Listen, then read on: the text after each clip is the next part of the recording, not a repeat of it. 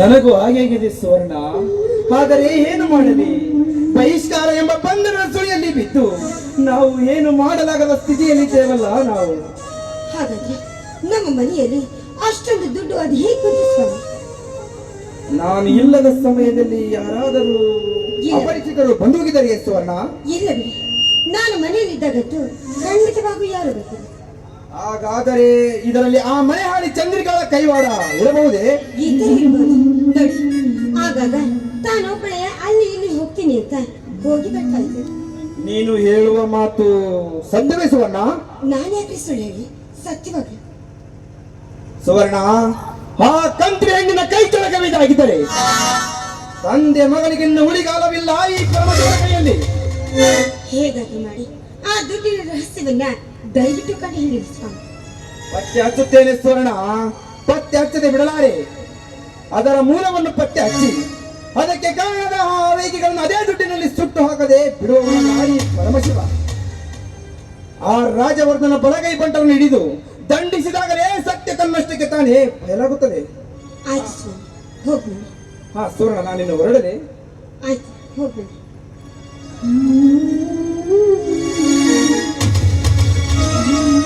ರಾಜವರ್ಧನ, ನೀನು ಎಂತಹ ಮೋಸಗಾರನೆಂಬುದು ನಾನು ಬಲ್ಲೆ.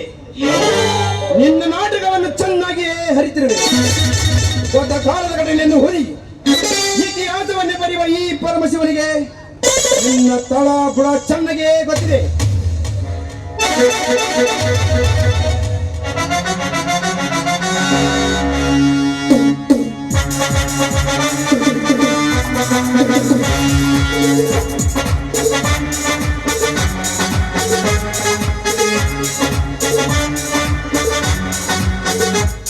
ಅಣ್ಣ, ಆ ದುಡ್ಡಿನ ಬಗ್ಗೆ ಏನಾದರೂ ಸುಳಿವು ಸಿಕ್ಕಿತೇನಣ್ಣ?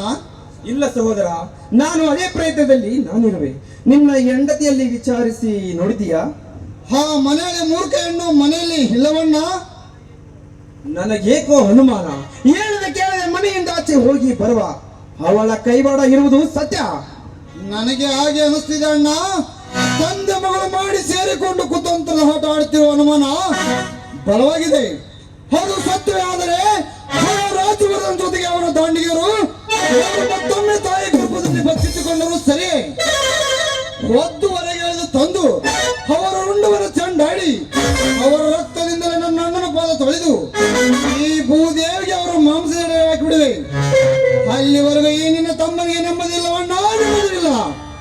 ಹಾಗಾದರೆ ನಮ್ಮಿಬ್ಬರ ಮುಂದಿನ ಗುರಿ ಆ ಕ್ರೂರ ಮೃಗಗಳನ್ನು ಬೇಟೆಯಾಡುವುದು. ನಮ್ಮ ಆಸೆ ನೆರವೇರುವುದೇ?